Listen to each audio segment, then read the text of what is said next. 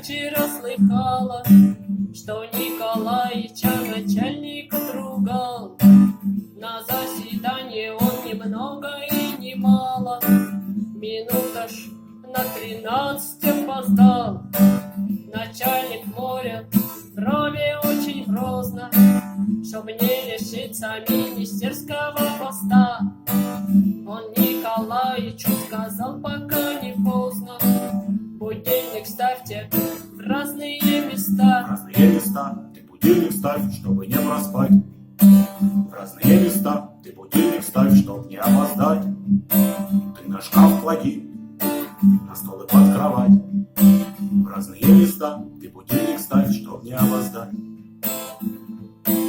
Вот вечно городские воду мутят, нам деревенским никогда их не понять.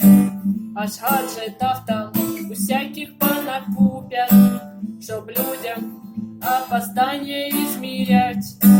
А лучше вместо горнолыжной базы поехали в колхоз весною сеять рожь.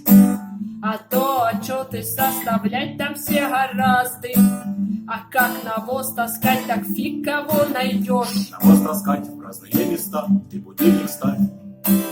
Ты будильник ставь в разные места, чтоб навоз таскать. На балкон клади, чтоб дольше доставать. В разные места ты будильник ставь, чтоб не опоздать. Приезжайте скорей, вы в деревне у нас не бывали. Мы бы вас хлебом солью встречали на просторах бескрайних полей. Тут поет соловей по утрам свои дивные трели. Вы б глазами хоть раз посмотрели, как устроен тут быт у людей. Тут туман, словно шаль, укрывает резные овраги. Только нет туалетной бумаги, по старинке все рвем лопухи. Бесконечная даль, а пейзажи так как на картине, а будильников нет и в помине.